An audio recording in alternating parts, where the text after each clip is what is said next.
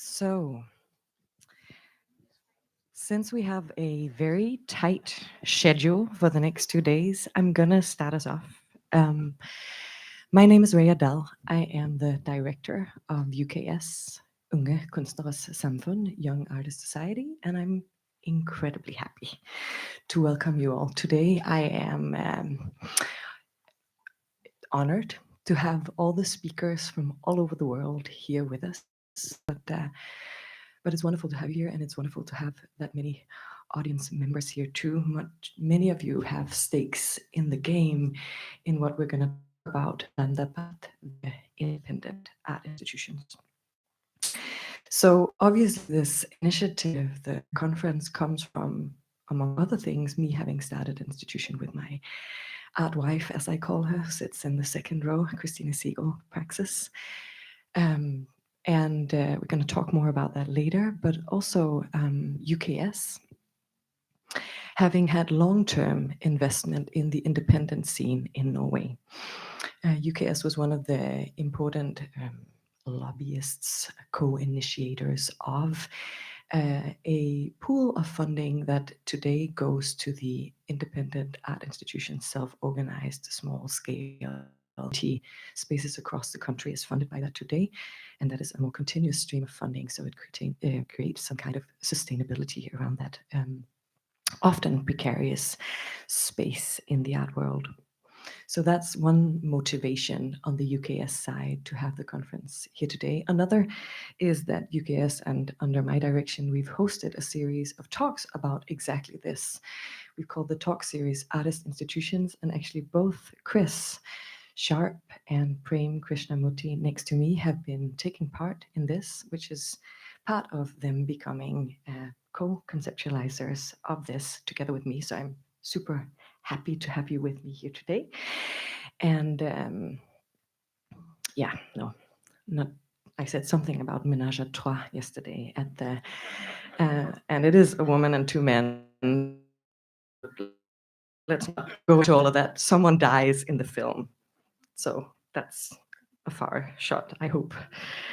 The conference is also a Trojan horse, because in a way it becomes the pre and post of a book. Because in anticipation of the conference, all the institutions participating have handed in considerations about their different models, thinking about them vis-a-vis the classical institutional white cube. And the book has to do with another UKS motivation. UKS, as part of doing the funding scheme, in 2014 published a manual on exactly how to set up a artist-run space in Norway. And that was like a very intricate manual telling you how to apply for funding, how to set up an organization, which we certainly hope. Then that could be the 2.0 of that, the kind of ideas pool of a cold table where you go and dine, or you get really, really nauseatic and do not want to have that, but do something entirely different. So that's the other thing. And then, of course, there's the larger ecology in Norway at large. 2 grand institutions open in Oslo next year. The National Museum is getting a new huge building, and the Munch Museum as well. And that affects, as we all know, an ecology, and could take all the money away from the things we think are important. So it's important to know why we think they are important, and I hope we will talk about that today. Yeah. Thank you so much, Prem, for that great introduction. Yeah, thank you so much for coming. It's great to have so many amazing speakers here from all over the world. I just want to say a few words about the origins of this. I initially started a space called Lulu in Mexico City in 2013 with the artist Martin Soto Clement. I had no idea what I was doing, neither of us did. And I was later invited to organize some sections at Arco Madrid, this art fair. And part of that commitment was organizing a series of closed discussions. And the first one was featured Rhea. I co-organized with a colleague, and the basic idea of these discussions was a kind of interrogation, or like basically me wanting to know or understand what Lulu was, what it could be, how it could function, and how other people did their spaces. This was followed by another conference. I should also say that first conference, there was Kunsthal Lissabon, João and Luis who are here, Pivô, and Fernanda Brenner, who are also here. And this led to a really fruitful discussion. At one point, I think Rhea and I, we had that discussion where like, you know, this I've learned, I mean, I learned a lot. It would be great if this was a book, and maybe not so much a manual, but a kind of how I did it or how we did it, so to speak, guidebook, for lack of a better term, which people could consult and get ideas from or reject at will, as Rhea said, but something that like, because yeah, I wasn't really aware of anything like that existing when we first opened Lulu. So that was more or less the impetus of those discussions. And then it's amazing, that was 2015, and it's a discussion we've been having for years. And I'm enormously grateful to Rhea. I think you were in the third discussion we had at ARCO, so a few years later, and then it's just kind of evolved really organically into this super exciting 2-day conference. So. And I'll just pipe in to say thank you also to Rhea and all of the UKS staff for having put this together and brought all of these people together, yourselves including. And I think that, as Chris already said, I came to this first as a participant in a way in some of the programs that Chris had organized, that Rhea had organized, and through this discussion. But it's also part of a much larger discussion about independent art spaces that I think has been happening for many years and hopefully will continue to happen. In 2016, I had the real privilege to be part of the To All the Contributing Factors, which was the forum at the Guangzhou organized by Bina Choi and Maria Lind. And that brought together about 100 institutions to think about institutional models. It was much more, as it ended up like a kind of 1-day or 2-day group therapy session where we all kind of talked about the problems and the opportunities of running an independent space. Some of you might know that. Actually, how many people here have either run or been involved in an independent space? Okay, so even if you're not technically a speaker at this conference, you understand what we're talking about. And in fact, we have organized the conference in such a way that there will be, at the end of it, a workshop where it's a short workshop, but it's a way for us to take some of the discussions that are happening here between the participants and the speakers and try to make them actionable. I think overall, the question is, how can this conference and the publication that comes out of it become something that we can act upon or that can move us forward? And also, how can we use the kind of candor, the honesty and transparency that happens hopefully in this room about our models and about both our struggles and how we've come forward, help us to do something? So in the spirit of activity, I'd like to just quickly ask everyone, if you'd like, to stand up. I for a couple of years now, whenever I'm going to organize a panel, I usually ask the speakers to all do what the American social scientist Amy Cuddy calls a power pose. It's kind of cheesy. Some of you may have seen the TED Talk that she made in 2012. You can either do it like this, where you put your hands on your hips, or you can do it like this if there's enough space in the room. But the point of it is that Amy Cuddy did research at Harvard that in which she established or tried to establish that doing a power pose for 2 minutes is actually extremely good for one's own. It has a feedback loop. It makes you feel more relaxed and makes you appear more confident. And I used to do this with all of my speakers on a panel before the talk. And I thought, that's not fair. Why doesn't the audience, the so-called audience, also get to do this? Then we're all in the same frame of mind and we're all relaxed and we all feel confident. And that seems even more appropriate, seeing as most of us here are all involved in the same kind of pursuit. So let's just hold this for another couple of, a little bit of, maybe not 2 minutes, but a moment. And then we'll get on with the program.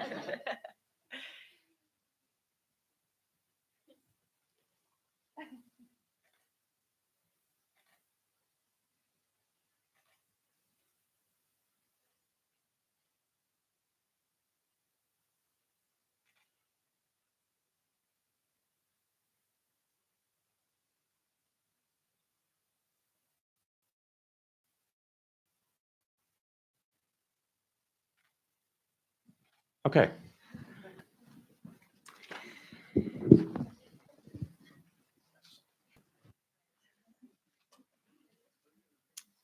So getting on with the program includes me saying a little bit about what's going to happen the next days. I should start by saying we're live streaming. You were live streamed. And I should remember to say thanks to all our funders, Nordisk Kulturfond, Fritt Ord, Norsk Kulturråd, the Norwegian Consulate General in New York, and Kunstnernes Hus for supporting in kind with having us use this space.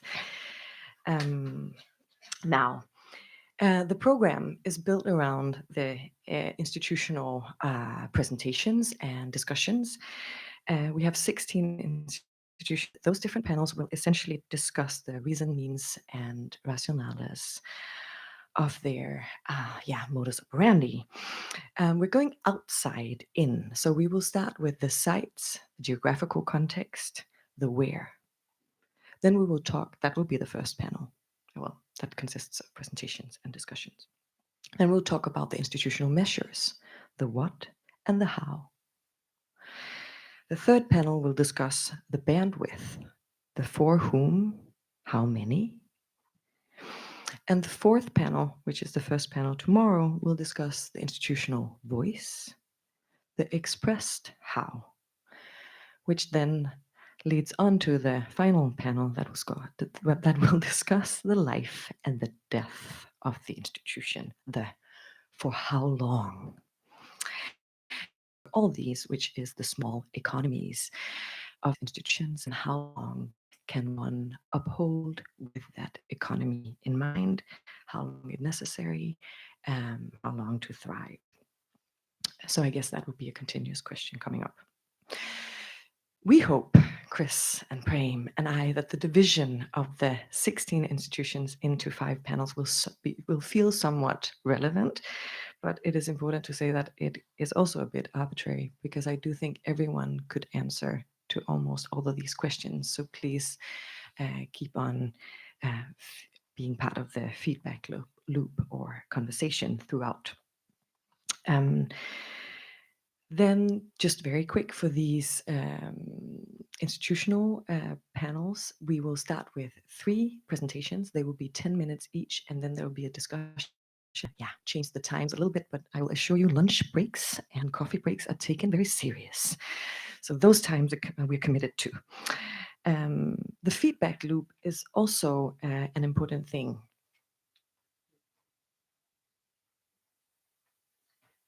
To say something about, which is this.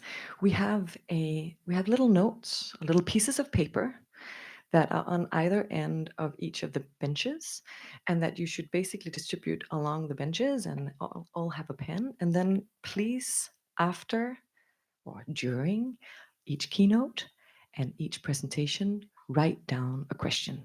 The questions will be collected afterwards. We will not, of course, take all questions, but we'll pin them to some kind of wall somewhere after, and a few will be picked out during the Q&As. That doesn't mean that there is no questions and general conversation amongst all of us. It's just a way for everyone to think of a question for every person speaking. So it's a helpful way for all of us to be engaged.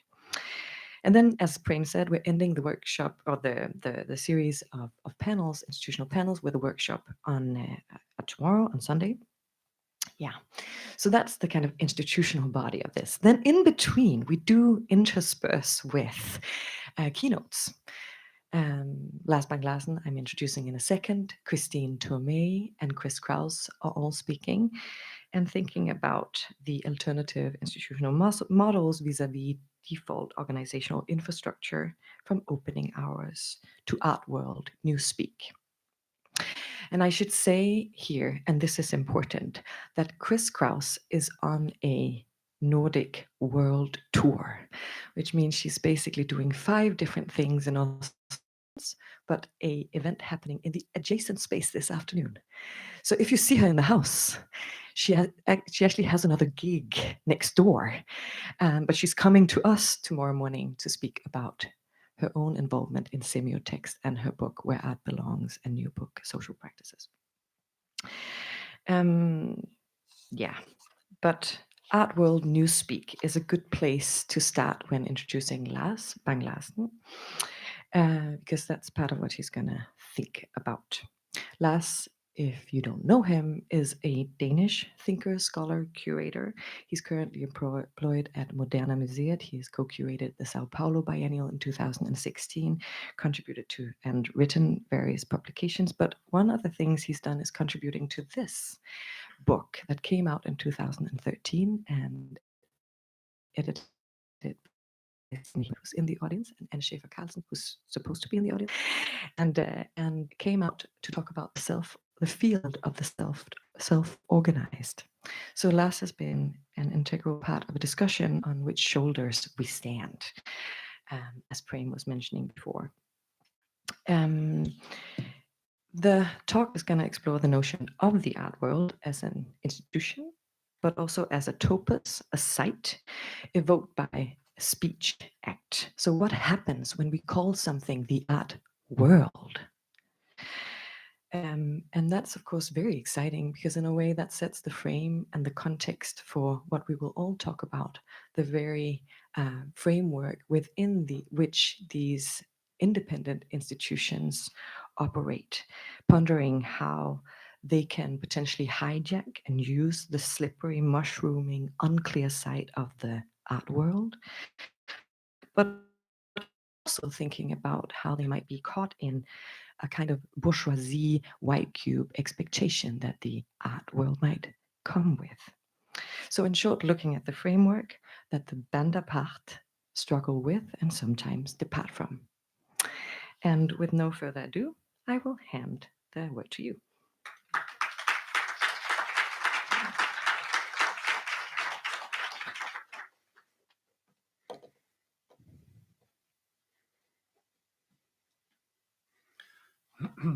Yeah, thank you, Rhea, also for the invitation to speak at Bande Part. And thank you, Rodrigo, for your help with everything. And thanks too for letting me speak first. I'm very happy about this. Then I'll be able to fully enjoy the following talks and panels. I'm looking forward to this. Now that we're going to talk about art framework and about how to put art into institutional, about how art and its cultural locations are named and imagined. And I'd like to outline a historical trajectory for this naming and imagining and instituting of art. So I hope this is a meaningful place for us to start today with speech acts understood as imaginary and institutional agency. So as Rhea mentioned, I'll be addressing a single term or a single idea, namely the art world, a term that lies both within and beyond art's institutionality. Whether this institutionality is understood to be independent or something else. My talk is not exactly about art world newspeak. In fact, I'll step back from assumptions about referentiality and focus on the very term art world. What do we mean by is constituted? So my talk is titled Unworlding Art, or From Word to World and Back Again. The art world is a handy and seemingly obvious term that derives its power from traversing vocabularies about art, vocabularies that are both specialized and non-specialized. In this way, when art's institutional, market-related, and socio-professional setting is discussed, art world is used both colloquially and journalistically, but it also has scholarly authority as witnessed by its wide academic use. So much trust is placed in the referential, indexical capacity of the term, in the content that we assume it brings. the American money, which is a punchy definition that seems designed to counter a perceived cynicism of the art world as a sociological fact. Irvine no doubt has a point about funding structures and money flows, not least in his part of the world. But his definition also raises the question if worlds for art are necessarily reducible to money, and the question of the degree to which, if you focus on the money, you're able to reflect on the signifying force of the term. What worlds do we find if we follow the words? So, as much as the power users and the money users, I'm addressing the language users, which are all of us. As well as in sociology and philosophy and institutional theory and practice, we should look for art's world in language.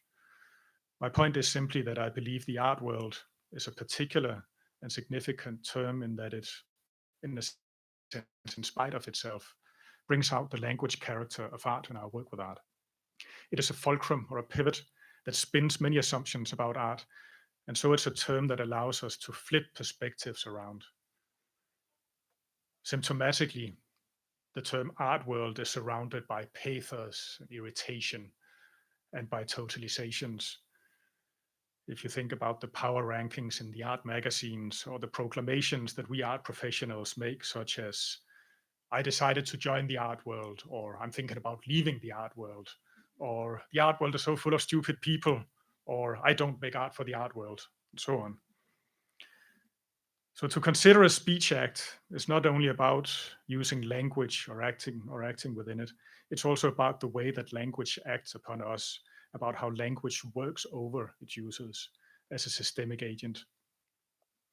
It's about the agency of language itself and about words as effects or words as life forms even.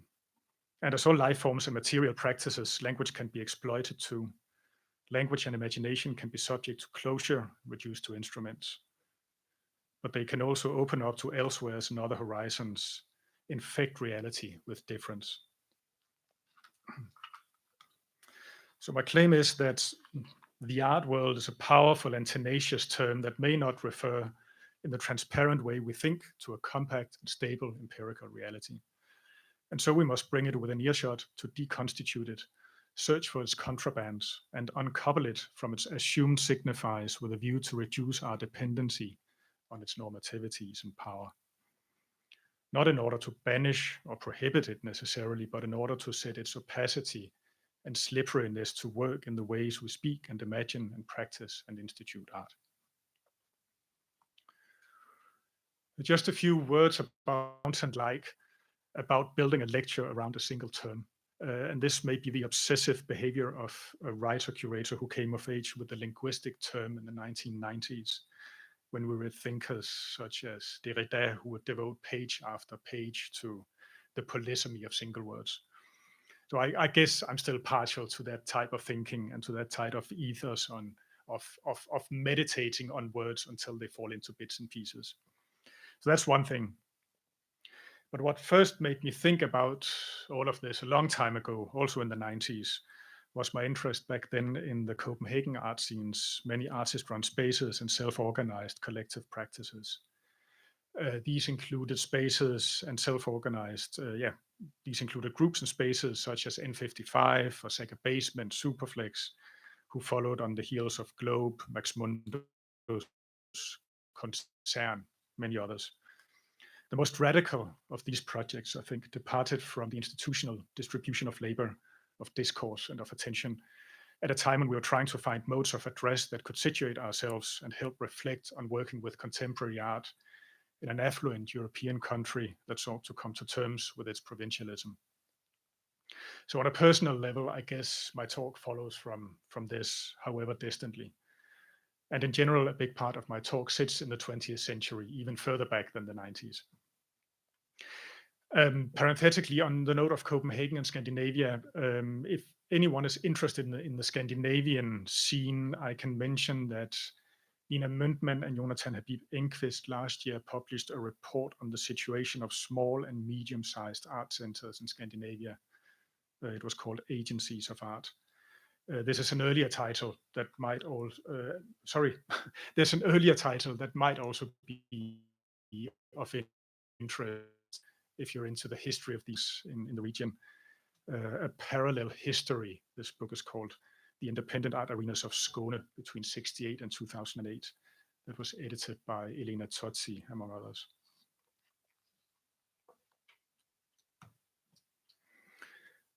In the middle of the 20th century, Ad Reinhardt, or one of Ad Reinhardt's prodigious creative selves, took aim at the art world in his wonderful art satires. He saw a realm populated by bodies, artist bodies, critic bodies, and curator bodies. In his montage, Portent of the Artist as a Young Mandala, a kind of cosmogram of American art institutions and artist archetypes, he blew the art world out of the water as a foundational simulacrum.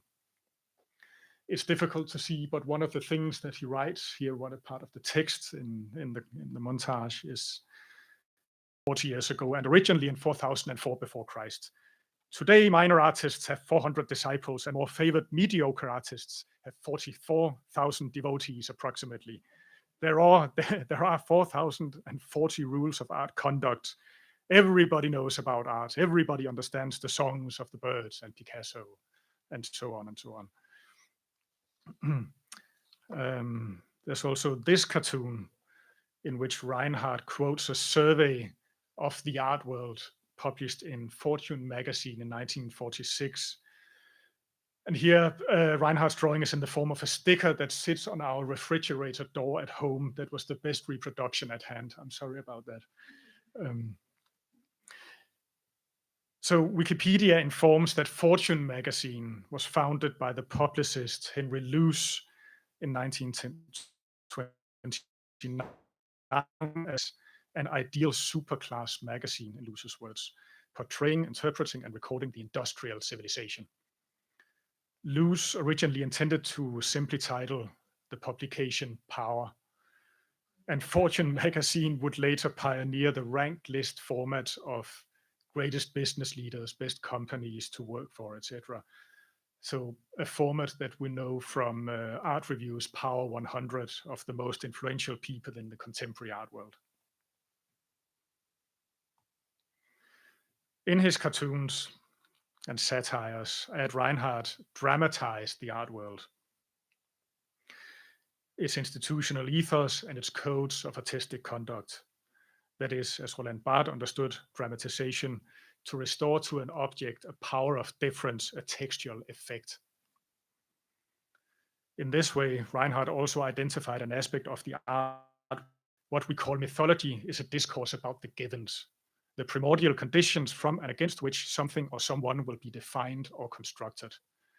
Discourses that establish terms and limits of an ontological depth. In other words, mythology as that to which we owe our existence. In Reinhardt's comico-critical cosmogram, the instance that names the terms and limits of art's ontological depth is the art world. As historical documents, Reinhardt's cartoons also give evidence to the fact that the term art world was already circulating in the 40s and 50s. His reference to Fortune magazine's September issue of 46 is the earliest reference that I've been able to find so far. So that is, in the mid-20th century in New York, they were talking about the art world, which we can assume is different from the salon, avant-garde, the art system, the art scene. So the term circulated journalistically and probably colloquially too, much as we use it today, in fact, when it slips into our conversation without any greater concern for something that Arthur Danto wrote a long time ago, because I will have to consider Arthur Danto and his seminal essay from '64, The Art World. As far as I know, this influential text is the first academic anchoring of the term, and Danto introduces it with a conservative and even rather bizarre argument. Danto defined the art world as an atmosphere of artistic theory and knowledge of the history of art. Its role to issue guarantees about what can be called art. When a work of art can be anything, Danto says, the art world has the purpose to legitimize and judge art and distinguish art from non-art.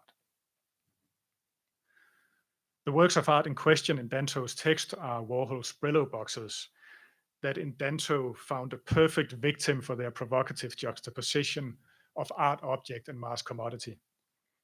As Danto elaborated, art has come to mean anything and is thus void of historical significance outside of the art world. Like Reinhardt's cartoons, but now in utter seriousness, Danto identifies the art world as the given that can buy out contemporary art's ontological debt. Danto writes up the art world against artistic relativism and cultural meaninglessness, you sense.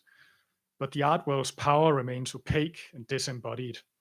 Where is this atmosphere, this economy of attention actually located?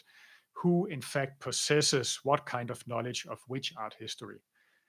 Danto doesn't tell us, but makes it sound like the art world turns around a single axis.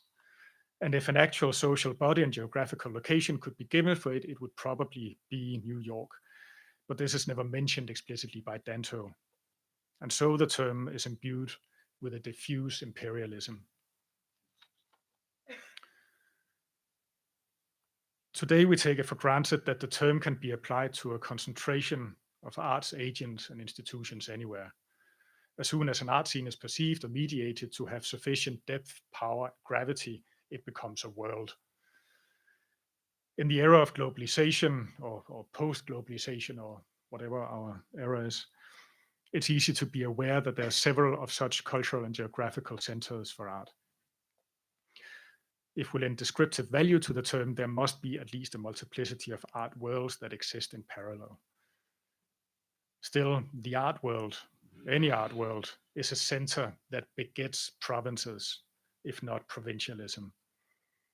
And how would, for instance, artist-organized initiatives in the context of a third world country be comprehended by Danto's understanding of the art world? Here it is Vision Exchange Workshop in New Delhi and Mumbai that existed for a few years, not long after Danto wrote his famous essay.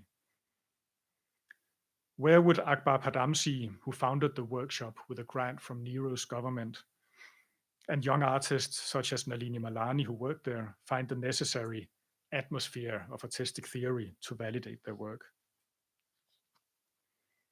In Nalini Malani's Utopia, a new world is built.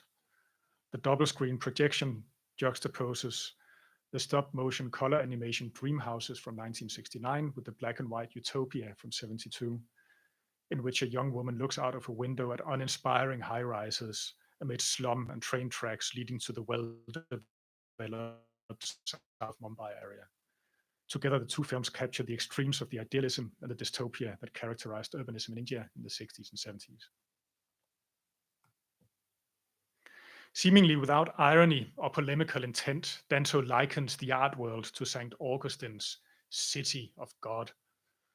The art world stands to the real world in something like the relationship in which the city of God stands to the earthly city, he writes. So this is the caliber of Christian theology that Danto needs in order to bring art's cosmos back into whack. Remarkably, Danto does not apply metaphysics on the side of art or art's makers, but on the side of art's knowers and theorists. So you can say that Danto annuls the romantic notion of divine artistic creativity, only to reinvest the metaphysical charge of this notion in the city of God, where art's arbiters reside and have conversations about the art created. Reference to St. Augustine, but St. Augustine's City of God was published in the 5th century, and it's a staple of Christian theology, of Western theology. It's about the suffering of the righteous, and it's about human history as a conflict between the earthly city and the city of God, between forces guided by the devil, and between the city of God and between the people of the city of God who dedicate themselves to the eternal truths of God. And guess who wins? Yeah. So this is a radical power move that Danto performs here, one that equips art with a superstructure and takes art away from the artists in order to give it to the intermediaries, to the middlemen of art. Following this, the art world is even more unpublic than the Vatican. And ultimately, Danto's art world concerns how the art concept is based in a professional consensus. Such a consensus is not interested in negation or spirituality or utopia, to mention some modernist staples, nor in any material and semiotic play of the sort that Warhol's semi-ready-mades performed.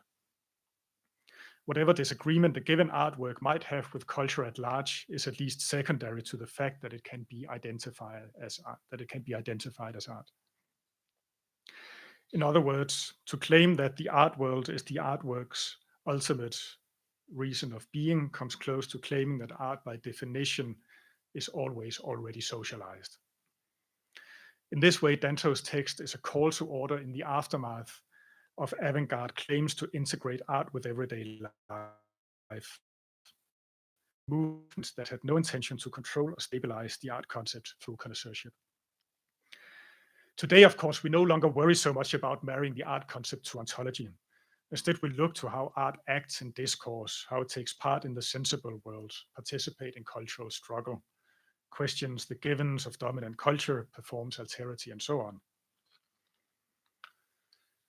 In the late 80s, Pierre Bourdieu, the sociologist, took Danto to task for the concept of the art world, having developed a concept that was neither fish nor fowl, but as Bourdieu called it, it's very funny, he calls it sociologistic, not sociological, but sociologistic. Bourdieu points out that its implied critique of the institution remains half-baked, or well enough done to arouse the vicious shudders of the bogus revolution. So what I'm trying to say is that the notion of the art world insinuates a lack on the part of art, and we can see a bogus revolution repeated every time Danto's theory is reiterated in vulgar journalistic versions of how contemporary art is a con and the art world is a racket. A racket is something that's not what it seems to the majority of people and is conducted for the very few at the expense of the many, etc., etc. You know the song. Because Danto effectively shifted around the authority to make art from the artists to art's intermediaries, his theory of the art world has provoked the predictable response of taking the power back. The middlemen should be cut out, mediation must be made authentic, etc. As Joseph Beuys said in the 1970s, we must take art out of the art world ghetto. And while there are, of course, good reasons to oppose the art institution's hierarchic and more or less openly commercial role, seems to encourage a kind of populist critique. When professionals and non-professionals alike question the art world's legitimacy and call for the art world's demystification and democratization, they of course do so with the intention to make our audiences' encounters with art meaningful. But what's the point of making a better art world if we fail to consider how we think and speak and how we evaluate art and its entanglements with surrounding culture? Again, this concerns how the notion of the art world affects the symbolic reproduction of art and our embodied experiences of this reproduction. So I think we should not only worry about the decadence of the art world, if we're worried about that, we should also attend to the slew of assumptions and norms that travel with the term itself. And of course, there are useful alternative terms for arts, cultural location, or socio-professional realm, if that's what we mean with art world.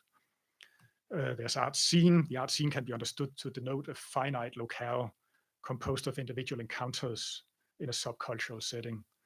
Katharina Sieverding's montage Düsseldorfer Szene, which is a dry montage of black and white portrait photos of Düsseldorf artists from 1974, plays with this idea.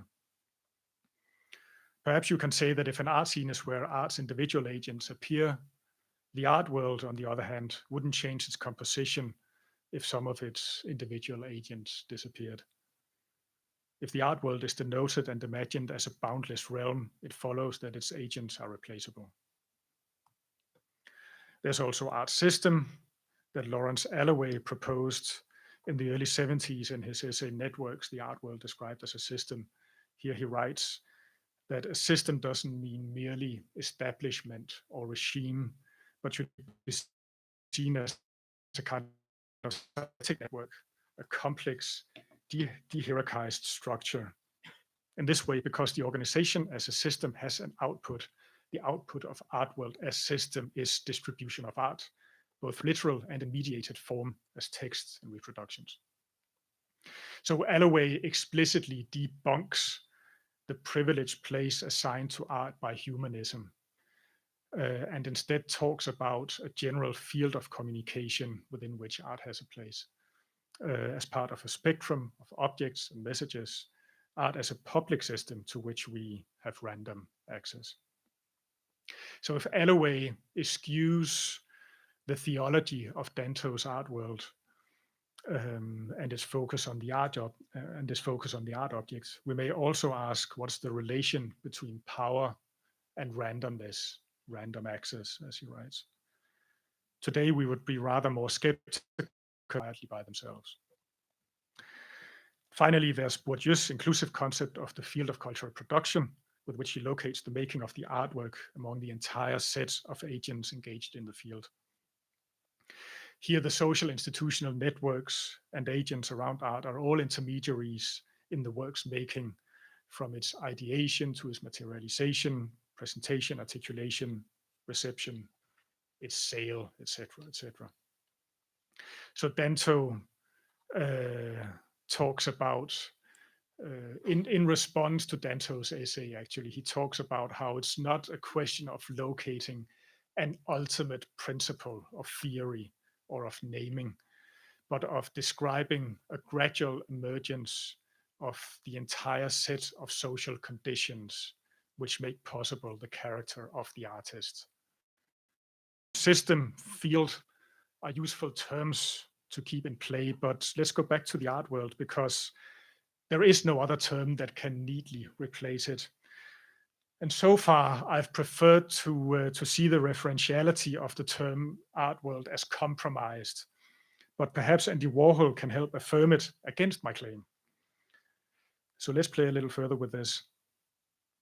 Beyond the Brillo boxes, other Warhol projects were the bohemian counter art worlds that he created with The Factory and his short-lived psychedelic discotheque, The Exploding Plastic Inevitable, that was located in the East Village. To the bohemian, to use that time-worn term, social exclusivity is the whole point. Art's transformative potential is for the ones who choose to live it like that. And we can take Andy Warhol's evocative and somewhat smug words for it. So now, with one thing and the other, we were reaching people in all parts of town, all different types of people. The ones who saw the movies would get curious about the gallery show, and the kids dancing at the inevitable would want to see the movies. The groups were getting all mixed up with each other. Dance, music, art, fashion, movies. It was fun to see the MoMA people next to the teeny boppers, next to the amphetamine queens, next to the fashion editors. So quite a scene. The Factory and the Inevitable were made up by freaks and professionals, hustlers and drags, insiders and outsiders, scenesters and gossips. Those who were social others, or who became others, in the act of putting their bodies in unfamiliar places with unfamiliar people in a queer social assemblage. By creating this impure mix of people, such sites opened up subjective transformation to forms of political appropriation. So what's not to like? Maybe the fact that The Factory and the Inevitable to a certain extent were crowds signed by Warhol. Still, at the time, no established idea of a public sphere could comprehend such spaces as the Inevitable and the Factory. In the mid-20th century, in the wake of the homophobic repression of McCarthyism, the New York City art world was a place where gay men and women could express themselves and build communities. In this context, art world denotes a counter-public rather than Danto's institutional reality principle. So the art world is more than a polite abstract realm for the consecration of art, and it's more than an arena for the life and death of careers. It's also a place that is shot through with social content and multiplicity, where people live and die. If The Factory and the Inevitable were really about living and letting live, as Warhol points out, we must allow for the term art world to also soak up these meanings. The art world is also a metaphor or a concept that we live by. But still, we cannot acquit the art world, the term the art world. And this not least has to do with the word world. In The Animal That Therefore I Am, Derrida, here he comes, meditates on Heidegger's concept of world and rights.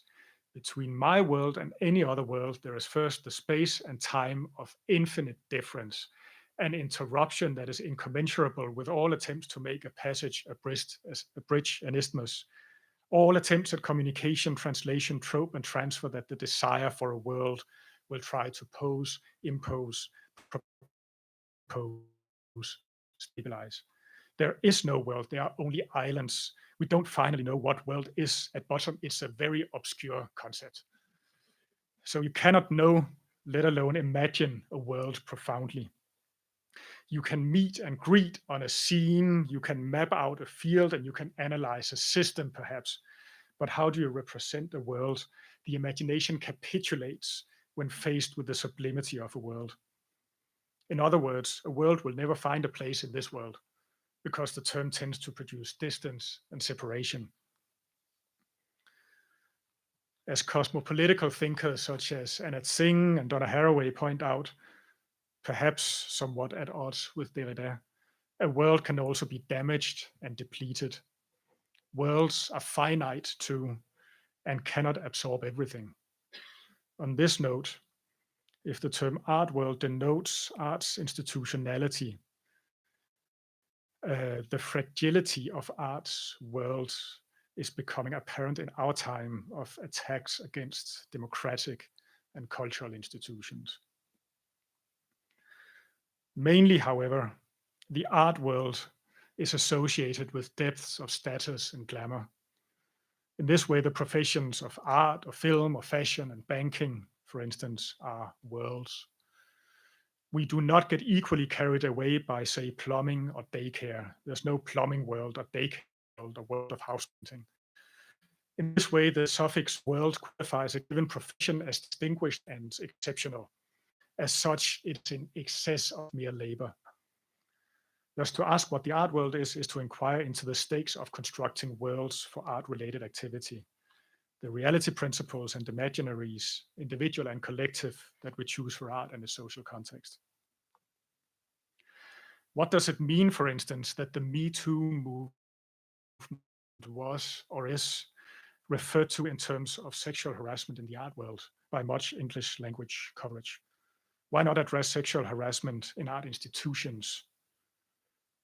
The glamour and exceptionalism that the obscurity of the term world holds in the cases of distinguished professional worlds might have been factors in licensing abusive behavior in the first place and for creating the conditions for its acceptance for so long.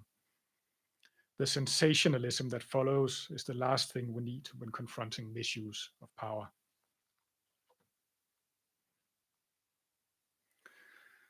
Typically, the art world is symbolically reproduced in terms of what the novelist Tom Wolfe called art's stratosphere. So not the stratosphere, but the stratosphere.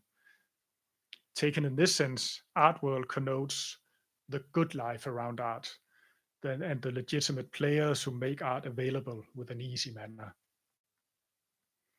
For her book, 7 Days in the Art World, journalist Sarah Thornton conducted interviews with gallerists, art students, curators, artists, editors, and collectors, often high-powered individuals for whom she asserts contemporary art has become a kind of alternative religion, with concept-driven art as the existential channel through which they bring meaning to their lives. I don't know if this sounds familiar. Sarah Thornton takes the reader to the auction, the biennial, and the art fair where she finds her insiders and players. Thornton banks on the exclusivity and built-in distance invoked by the term art world. Thus, she opens a story by emphasizing that access is rarely easy to the art world, as if it had impenetrable walls around it and a shibboleth is demanded of the ones who presume to enter.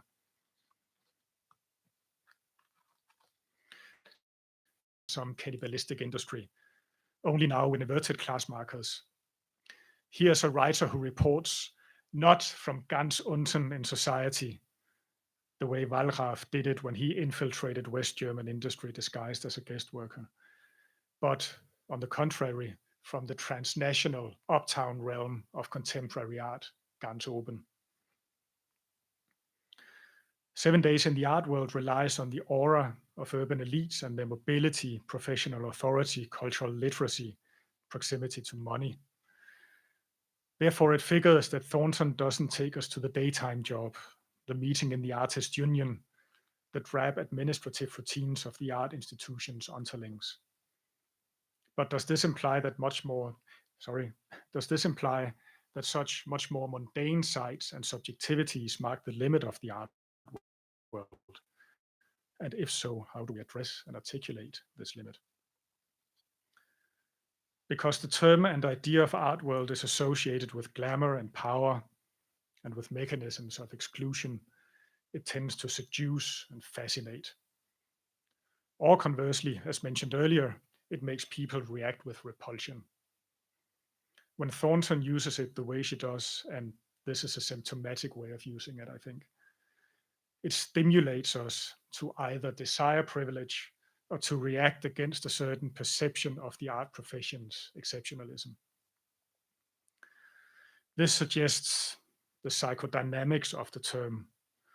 On the level of individual desire in the art world, you will never find your place because your psychosocial desire for what it presumably is or for what it positively should not be is already mixed up with it.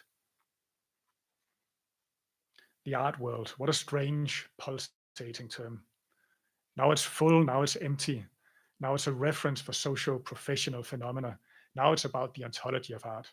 Now it comes with analytical intentions. Now it's fascinated and loaded with desire. As such, with all these things, it produces a certain ambience around art that is involved in determining certain perceptions of art and in prescribing behavior around art. It's a nebulous term, which is nothing bad in itself, of course, only is fundamentally uncertain what we refer to when we talk about the art world. If the term art world is elusive, hard to grasp and hard to understand positively, signifying effects of its symbolic reproduction can perhaps be perceived negatively. You can see the invisible hand of the idea of the art world, so to speak, when the codes are very different between the inside and the outside of an art exhibition, of an art institution, or of a text about art for that matter. That is, when there's little porosity between art, society, and culture at large. Perhaps if we explore the term's ambiguity and our own ambivalence towards what we believe it to represent, art can find other ways. As always, art must be given an outside to prevent its collapse in self-referentiality.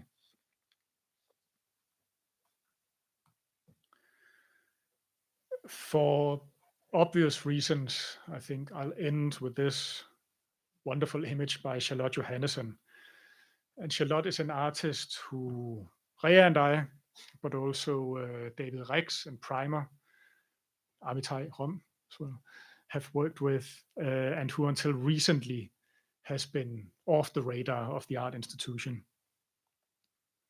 With an education in textile crafts, Charlotte decided in the early 1970s to become an artist and create art tapestries. And she eradicated the humanist pathos of weaving with her social satirical styles. In 1978, she traded her loom for an Apple II Plus home computer, which was sort of the first generation of sort of personal computers. Subsequently, together with her partner Sture, also a self-taught, self-authorized artist, Charlotte founded Scandinavia's first studio or workshop for digital art, the Digital Theatre in Malmö in 1981. Sture and Charlotte did this with grants from a bank and from the Swedish National Board of Technology. Because Apple computers came without a graphics program at the time, Charlotte had to learn to program in order to make digital drawings. By leaping between loom and computer, she connected one gender technology that was hardly recognized as an artistic medium, let alone as a technology, to another, no less gendered medium that was also hardly recognized as an artistic one at the time. Through this short-circuiting, she opened up a space for image production between technologies, between coding and weaving, between slow tactile media and smooth accelerated media. Take Me to Another World as an example of the screen graphics that Charlotte created when she spent the nights coding at the Digital Theatre, sitting in the darkness in front of the computer screen on which her drawings would come to life as some kind of virtual reality or as another kind of immersive digital image world or imaginary unworld. Charlotte Johannesson's Room of Her Own, from where she derealized art, seems like a good place to finish. Thank you.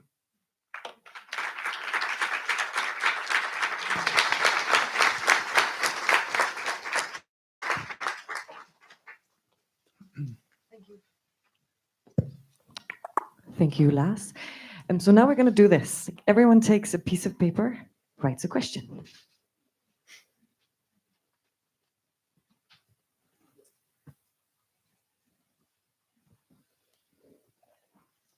Do you all have pens and paper and all of that?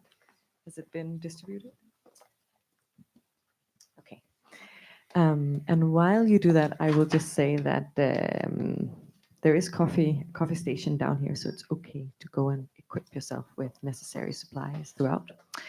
And then say thank you, Lars. Thank you so much for the wonderful talk. I think we could set off does anyone have a question sort of immediately in the audience?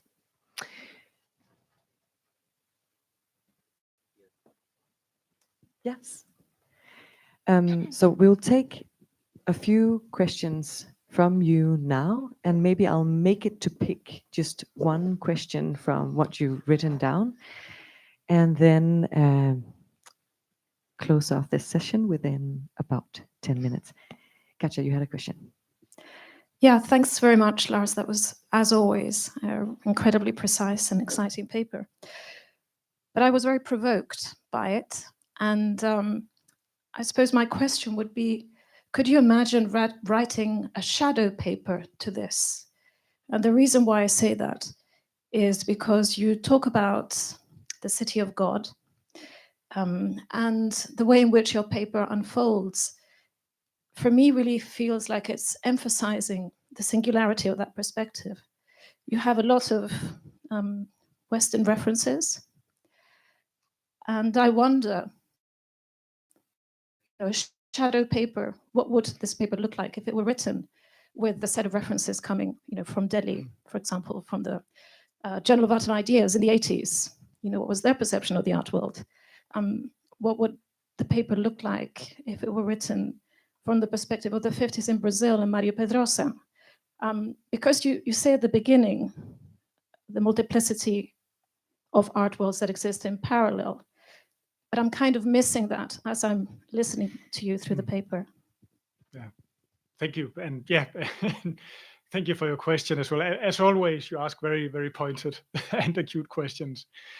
I think, well, yes, I will have to, there's a part of your criticism that I'll have to take to the chin. I admit that. I'm mainly relying on Western references, that's true. But again, as I always, that's one thing, and that definitely deserves a shadow or a trail or an explosion of perspectives, definitely. And I think one could work with that, and one should work with that. On the other hand, it's as relevant as it is, it doesn't quite cut it, I would also say, because we'll have to look into the term itself, and we'll have to take it apart, we'll have to deconstruct it. Because the art world, yes, it's a dubious authority, but it's this authority not least resides in language. So that was sort of my primary concern, I guess. with this, and it's a term that tends to create clear divisions between insides and outsides, and for that reason, it definitely deserves to be deconstructed. It's also a term that calls for a feeling of. It evokes a feeling of lawfulness, of closure, of isolating art and culture, of knowing in advance how things play out, and we need to do away with this. So I'm definitely not arguing for holding back on the power analysis or the power critique, not at all. Wherever this power resides, only let's not forget the language that we use for talking about art, because this is often how power is mediated in the first place. But yes, thanks for a very good question.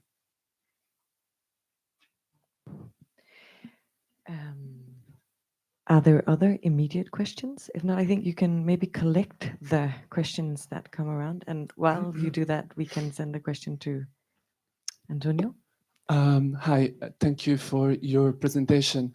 I was just stricken by a very interesting association somehow, because you end with Charlotte Johansson, which is exactly this passage from the Industrial Revolution to the digital somehow, to the digital world. So this belief somehow of outer space, of a different space, which we can access, or a different world. But also I was reading this morning about the Trump tweeting about exactly take me to another world, which is like the commercialization of NASA and of nations, and the travel to the commercial travel to other worlds.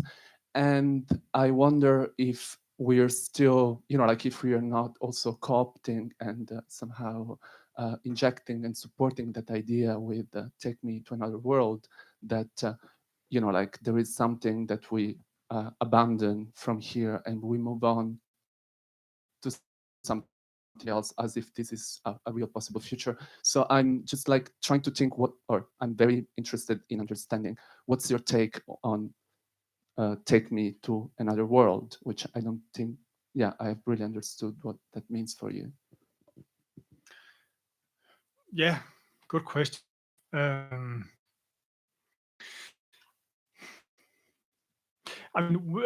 guess the point of departure of my talk was, of course, thinking about independent space, independent sites, and independence. What does this mean? And that took me back to a sort of Frankfurt School era critical theory and its discussion about unconscious dependencies on which we rely, ideological structures, on language that we reproduce, and language and structures with which we reproduce the worlds in which we live. So I think this is one of the places that the discussion about independence begins to me. Not only language, but also institutional formats and models and imaginaries, obviously. So I guess I wanted to make the term art world, I wanted to poke at the term art world and make it more precarious, because I think precariousness is also a byword for independence. And the other worlds that we can go to, that the imaginary places, language also opens up. Language not only reproduces, it also opens up to other horizons, other possibilities, other virtualities. There is an imaginary contagion in language and in ideas that can provoke us, make us go elsewhere in language and in conversations. I think when we talk about institutional practice, when you program a space, when you make exhibitions, when you curate, that is the space of the possible. That's what's realizable with budgets and deadlines and people and all sorts of practicalities. Language is in that too, but it's also somewhere else. So it's the imaginary. It's not only the artistic imaginary, it's the imaginary, the imagination we have to have as curators, to writers. Okay. One last question. Should we try and pull one from the bag?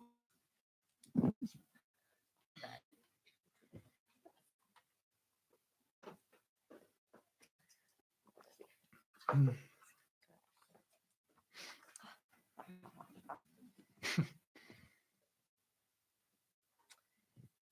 so this one talks about it's close to what Katja asked about, so I will actually take another one.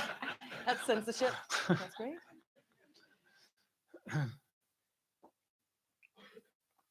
Okay, so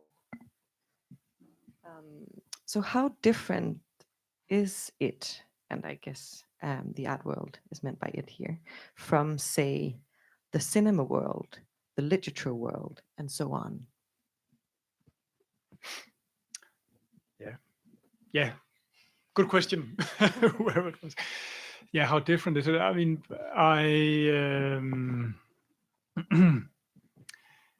yeah, that's a good question.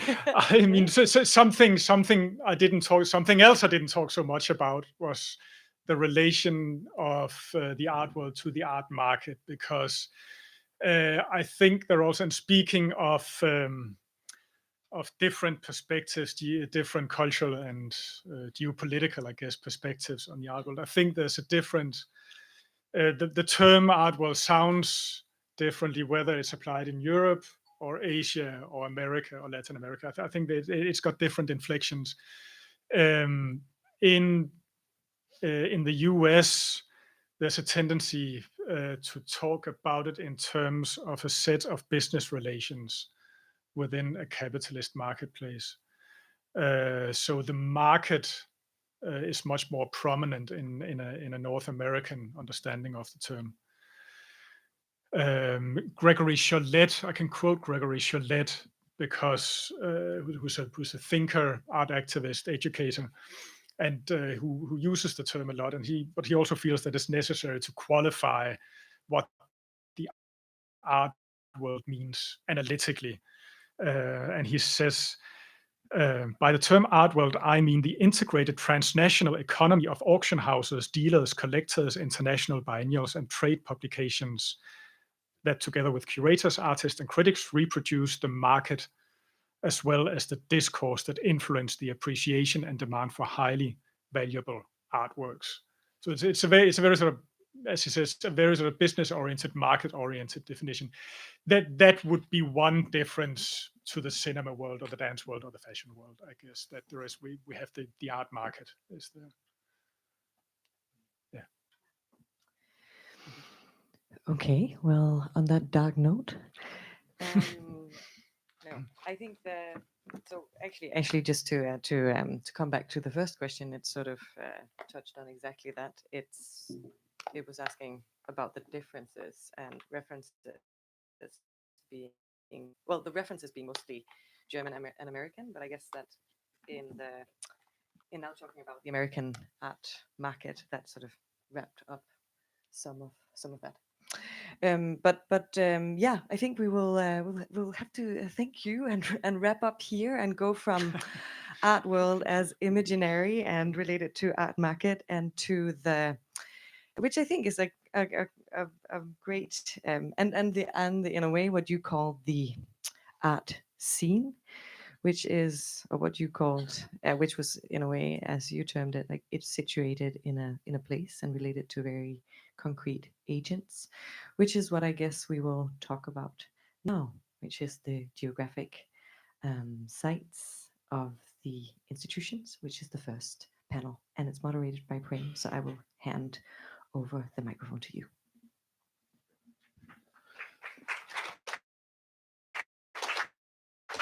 Okay. Well,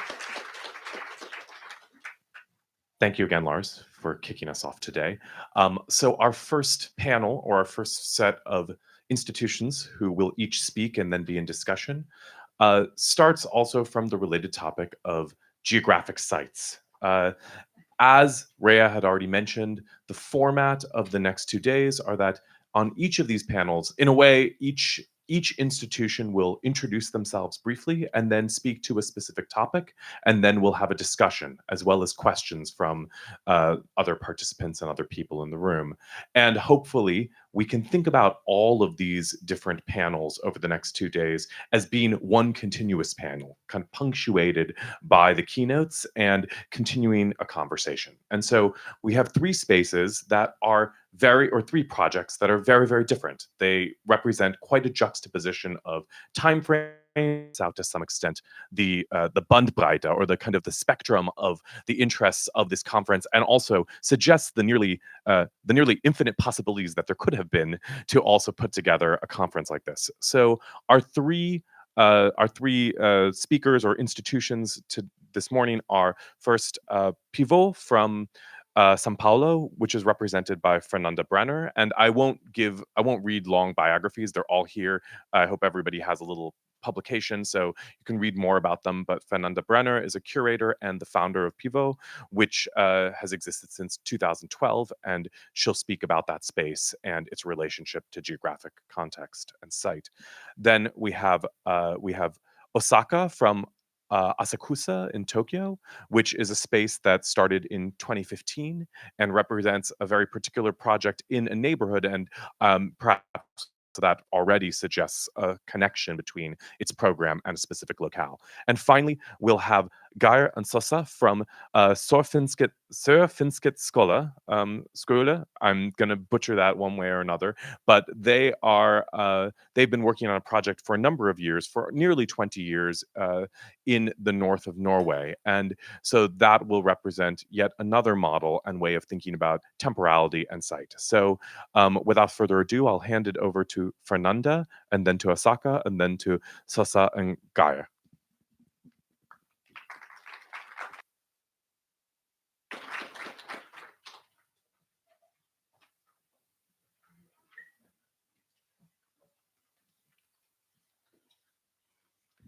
Too short for the mic. Well, hello. First of all, I'd like to thank Rhea, Prem, and Chris for the opportunity of being here and to share experience with all these amazing people. Since I'm very bad at being brief and objective, I wrote a little text to try to sum it up, what we've been doing at Pivô in the past almost 8 years. So Pivô is a non-profit art space, which in Brazil pretty much means you're a non-budget art space. I'm going to explain it further. And Pivô started in 2012 as an artistic occupation with a very practical task: reopening to the public a 3,500 square space inside of one of São Paulo's most iconic buildings, Oscar Niemeyer's Copan, in the very center of the city. Copa is a massive mixed-use modernist building that nowadays houses around 5,000 people and was once the largest residential building in the world. The space for Pivô is a residual space, a concrete labyrinth which have been closed and in decay for the past 20 years. For that fact, I often say that Pivô is a site-specific institution, and its location informed a great deal of our working methodology in regards to programming and institutional thinking. Every artist working at Pivô firstly deals with that weighty context, literally, because besides a building audience of 5,000 people is the heaviest concrete structure in South America still. Being a non-profit space in Brazil roughly means you're a non-budget space, as I said before, in the sense that until nowadays we have no reliable source of income, either private or public, that will allow us for planning in advance or in long term, or ensuring that the space remains fully functioning with its team and collaborators getting a fairly possible in this context as a result of the energy and full engagement of many people, the ones that work at Pivô and the ones who support it in all its levels. So this kind of instability forces one to adjust and to be inventive in order to maintain a consistent yet fresh program that is equally internationally resonant and mindful of its local context. So safeguarding the quality of our activities, a type of quality that follows a different logic from that of the numbers, often make us grapple with the deadly equation of lack of funding versus an array of unrealized ideas.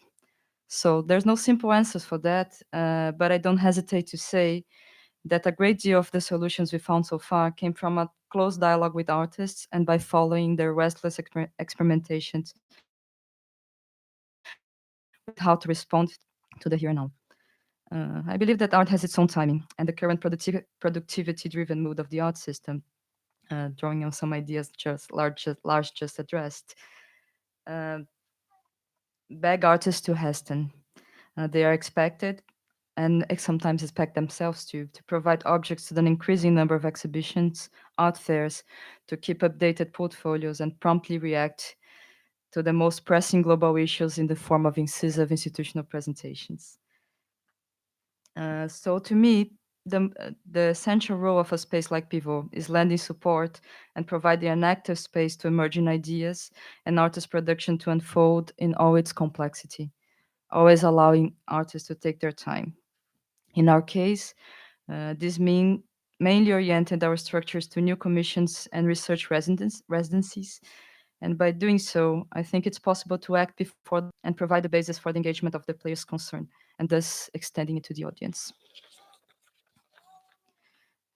At Pivô, we often encourage artists, both emerging and more established, which is an important part of the program, is to always have an international and intergenerational exchange, not only in the programmatic part, but also in the way that the team works with every artist working in the space.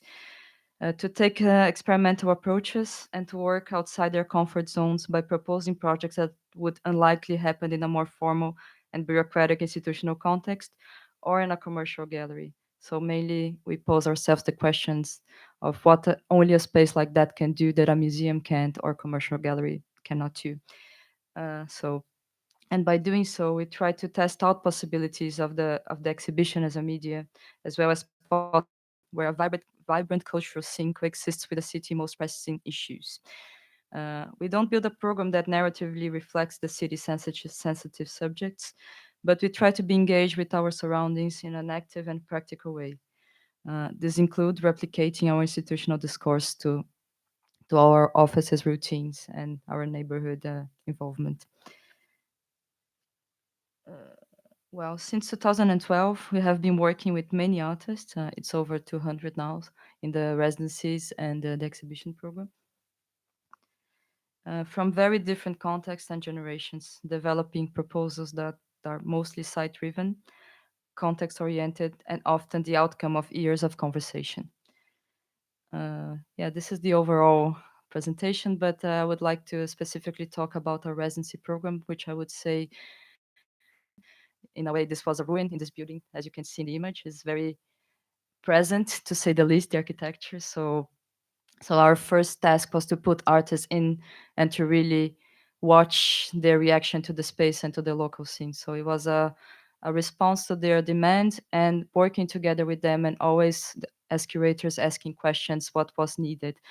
So I would say that now the residency program took a very important part of our programming and also our resources. But in a way, everything that Pivô did since its beginning in 2012 is somehow the result of our residencies, in terms that we try to create a program that follows an artist from the idea into its visual period, which is the exhibition. So every exhibition is the outcome of a long time engagement with artists. And now we're, after 2 or 3 years working like that, we decided that we could finally use the word residency, because it has so many meanings attached to it and so many expectations from both sides, from the artists and also for the sponsors, for the patrons, and for the institutional team. So Pivô Residencies is a program mainly focused on studio practice and project follow-ups.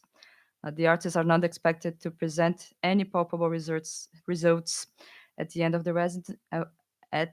residency period. And our initial idea is to create a space together and spend quality time while artists are shaping individual works. So each residency is tailored to the participant, although we have a very large space, we're still small enough as an institution to be able to embark on a one-to-one relationship with everybody involved in the programming.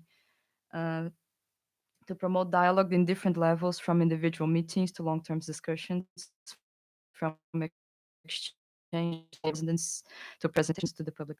The residents, they come from all over the world through a combination of institutional partnerships, self-funded application and grants, and work in a shared environment.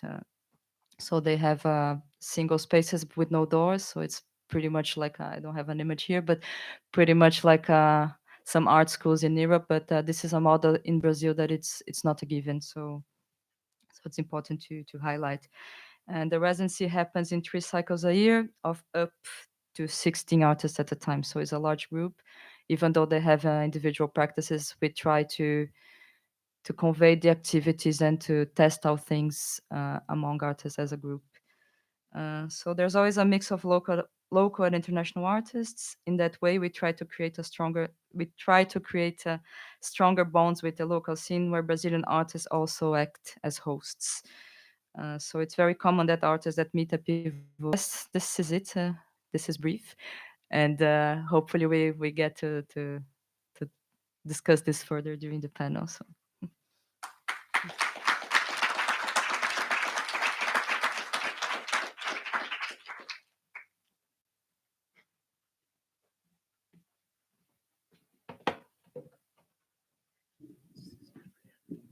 Yeah, thank you.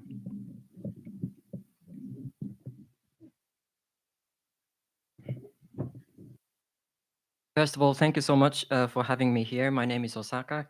I'm the director of a small project space called ASAKUSA. So ASAKUSA is actually the name of one neighborhood in Tokyo. So I can say I'm quite conscious about the geographical context in which the gallery is located. And I hope I fit in well in this panel of discussion.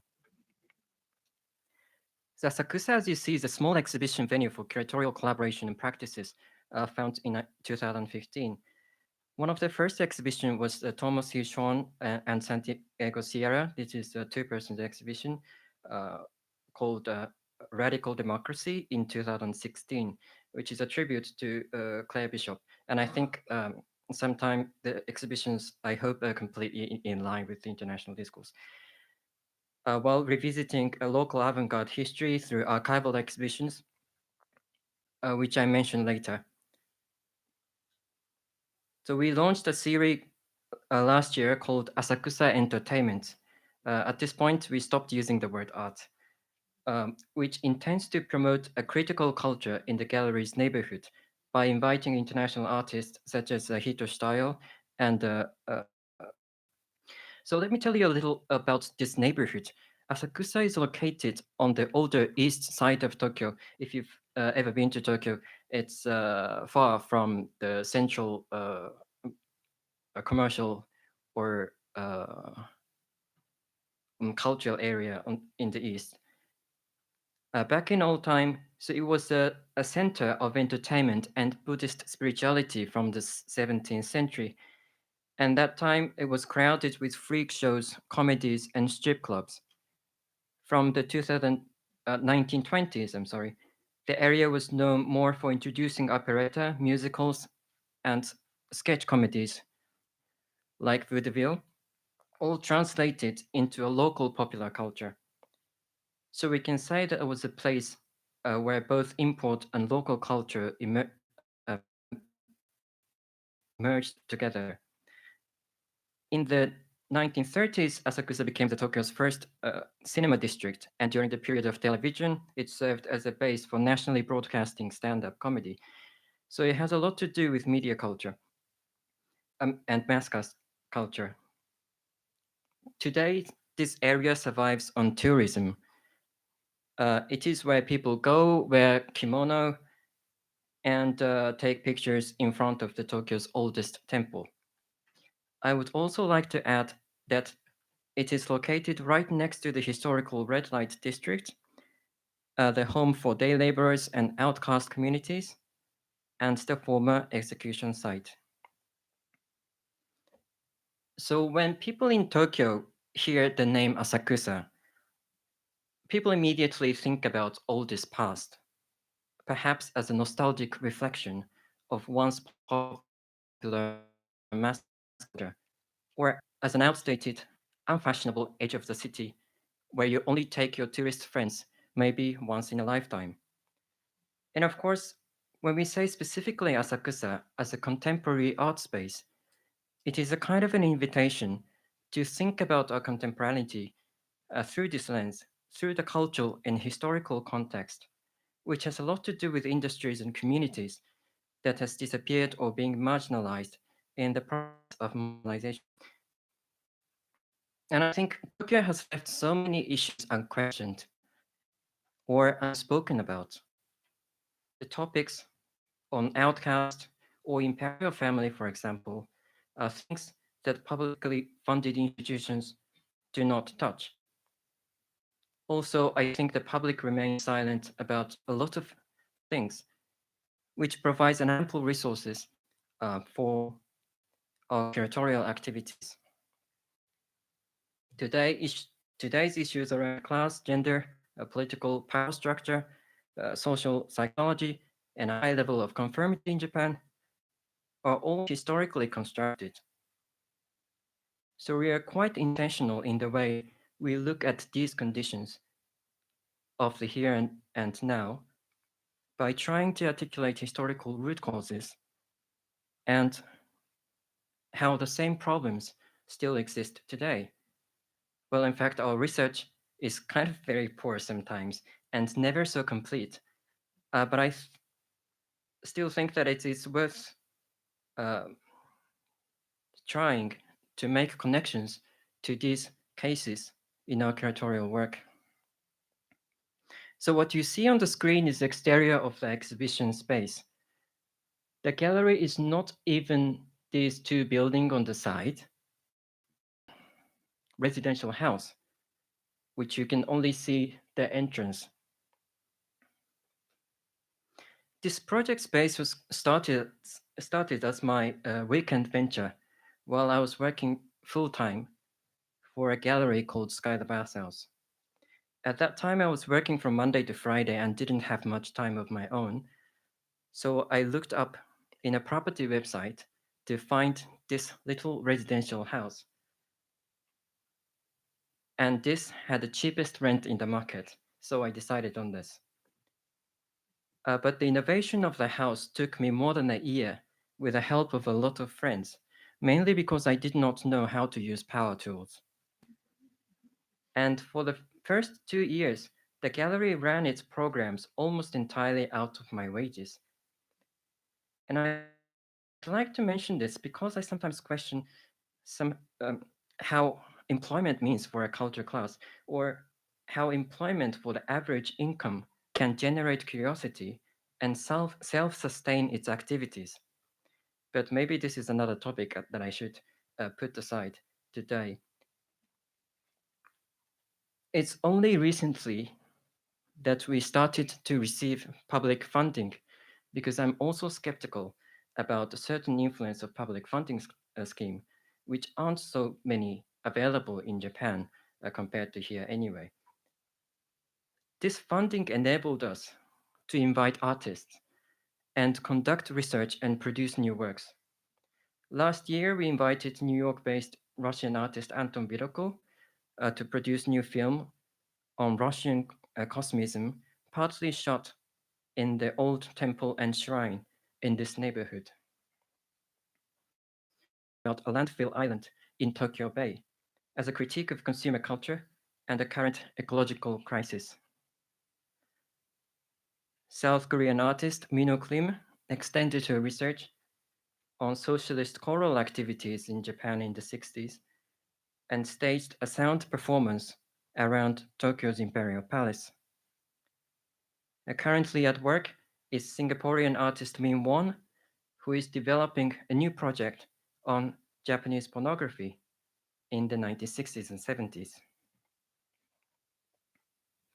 So many of our exhibitions are programmed in response to the legacy of mass culture and sociopolitical history in Tokyo, hopefully to assess it critically from different geopolitical viewpoints. As I said, this neighborhood has a lot of tourists and backpackers, because I think you see better from outside the box. While working with international artists, we also work with local art history. For example, the archival exhibition 1923, which investigated the 1920s Dada and proletariat movement in Tokyo. As the first point of reference in Japanese art history, where the role of avant-garde was played in the struggle for political reform.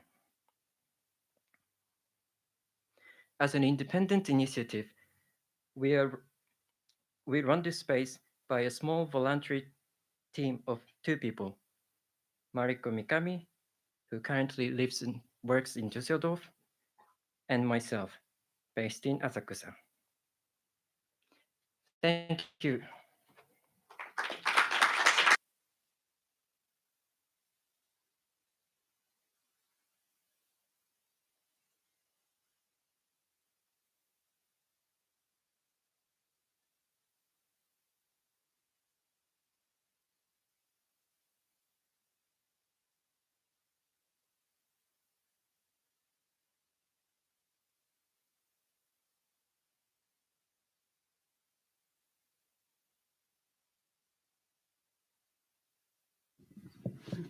Hello, hi. I'm Søssa and this is Geir. And we'll present Sørfinnset Skole, the Nordland. And thanks to UKS for inviting us. We are very excited. And we are, of course, members of UKS for almost all our grown-up lives. So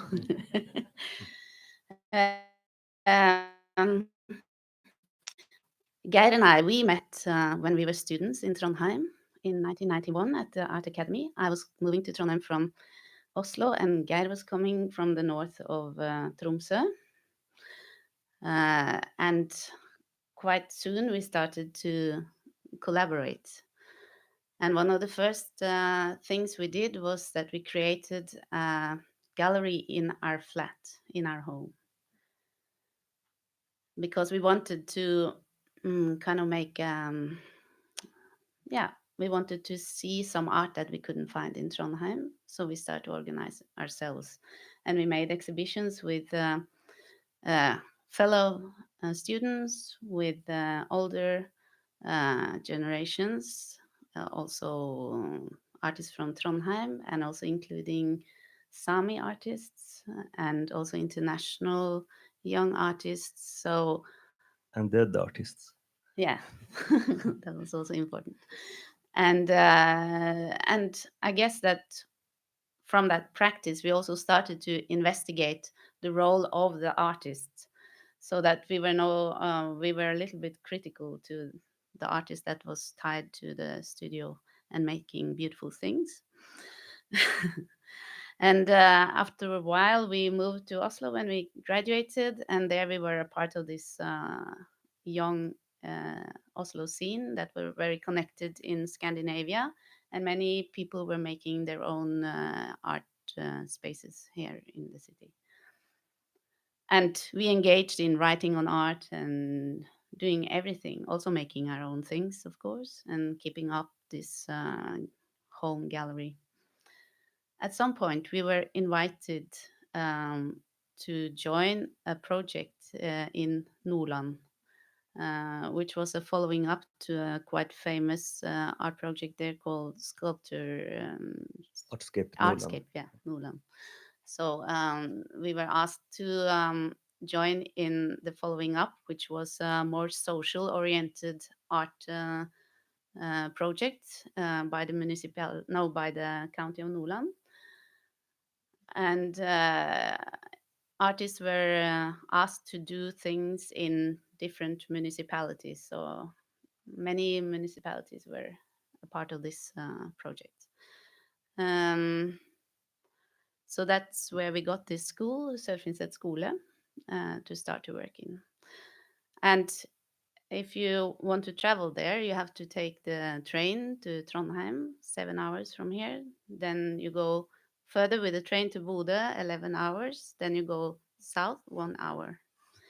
And then you are at this little half island called Sørfinnset, and up on a mountain called Høgstjerna, the high star.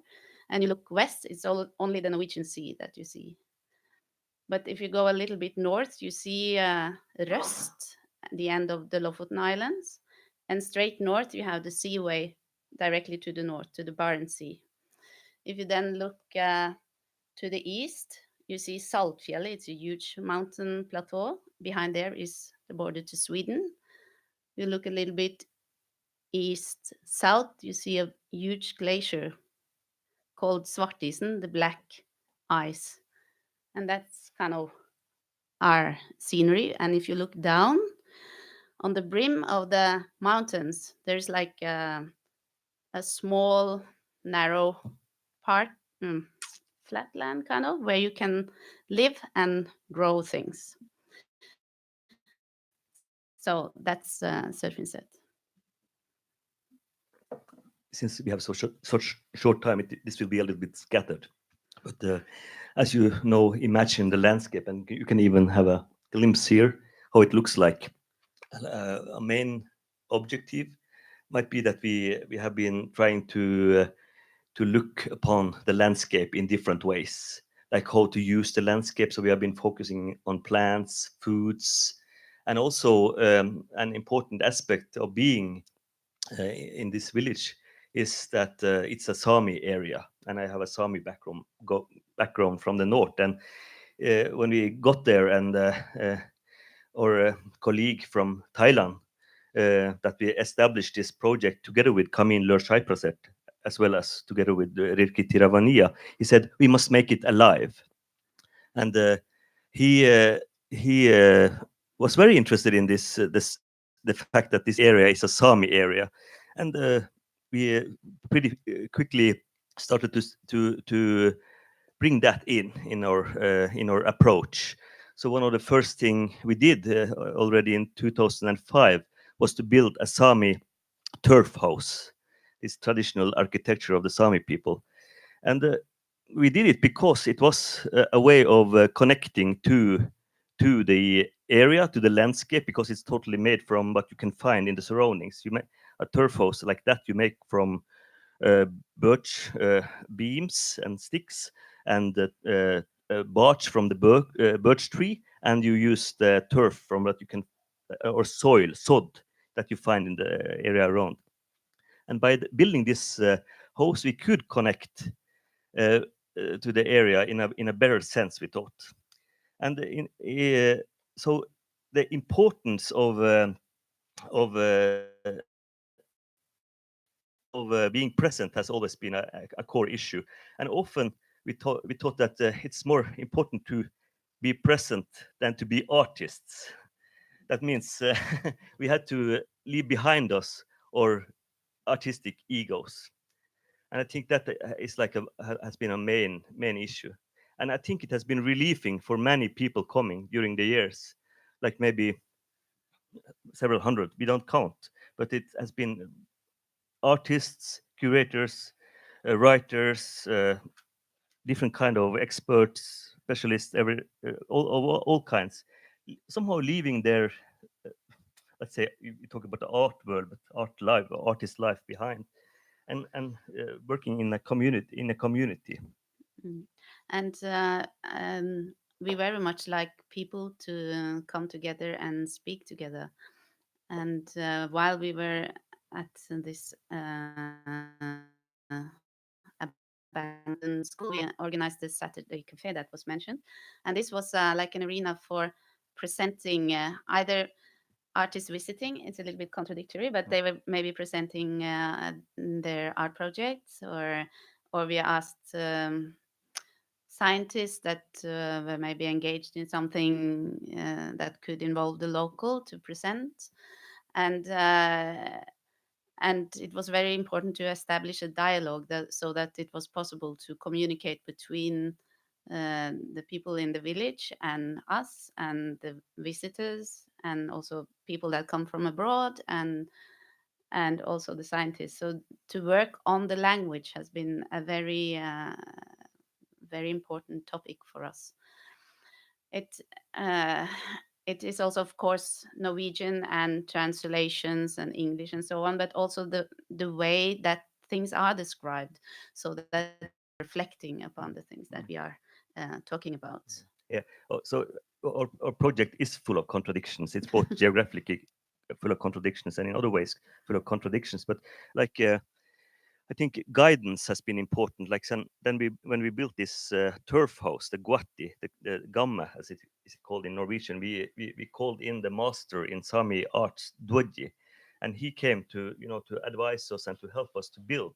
So it has been very important to invite experts in fields that we couldn't didn't have the knowledge, like building, or botanists for researching the flora, or boat builders when we did build a boat or repair a wooden boat, this kind of special North Norwegian wooden boat that also has indigenous roots. And so it has been important to both connect, but also to mediate and to work with tolerance, or to accept local interests, local views, and also that we had to train ourselves to to be in dialogue both with people coming to Sørfinnset, but also this the wish, what did they want from the artists. So a lot of things we have been doing is from like a wish list of the local community. We had meetings, like people's meeting in the beginning, and they like lined up this this list of wishes. What should we do? What do they need us for? And it has been really interesting also in that same sense to leave our own, let's say, goals behind and try to follow something else. And also time-wise now, because we say this lasts forever, we were invited there to do something as artists, but we said no. That schedule was only maybe 2 years. Yeah, maybe. And we said no, we cannot be here for a short while. We cannot have a project. It must last forever. And that's that we have promised that to ourselves and to the others. So we have to see what happens when something is without an end. And from time to time, we discuss also what is forever. And yeah, what is forever? We are not going on forever. I see we have to stop here now. But I hope you have questions, and Prem will lead us into more difficult stuff here now. So let's go on.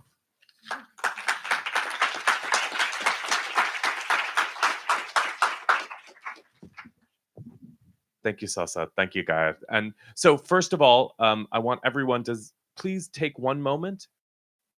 Anybody need paper or pen? Take a moment and just write down your questions, and we'll gather them and use them. Yes.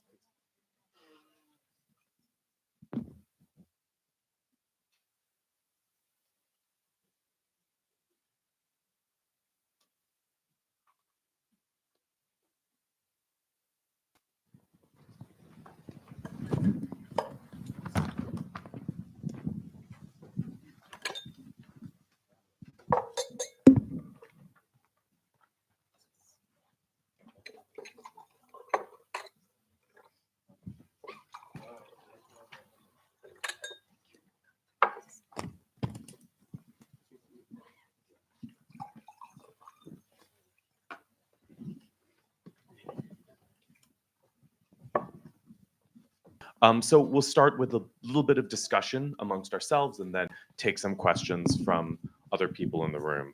I also, Rhea mentioned, and I wanted to mention something about format and structure, since that's always part of it, which is that we asked each of the participants to simply submit one image for their introduction to their project or their space. And that was really because we wanted to focus on their own narratives and move away from a kind of presentational mode in which people are trying to give a good talk, and more get to the heart of why that space exists and what their interest is. And I have to say, I'll just start by saying this was amazing to hear the different models that each of you have and where they're all located and how they deal with that condition in different ways. I mean, one thing I wanted to ask is, it occurred to me in this particular panel and grouping that the question of building is very, very important in each of your spaces.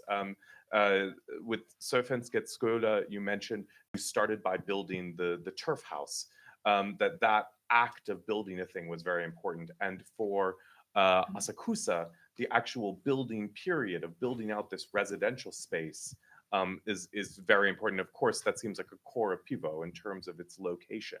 And so I guess I would ask, in a very perhaps banal way, could you imagine that space being transplanted to other space? Could you imagine Pivô being in other space, whether in São Paulo or somewhere else, or is ASAKUSA, what does it mean that it's located particularly and it's named after that neighborhood? What happens if you move? And for as well, you mentioned, Geir and Søssa had mentioned before that they have a farm as well, if I understand, in the rest of their life. And I'm curious how that rootedness, that groundedness, that building is essential. Yeah, maybe I can start, because I think the attitude can be moved around. But what we try to do is to take serious the site we came to, or the community, the area, and even the natural circumstances that we have up there, because it's very strong.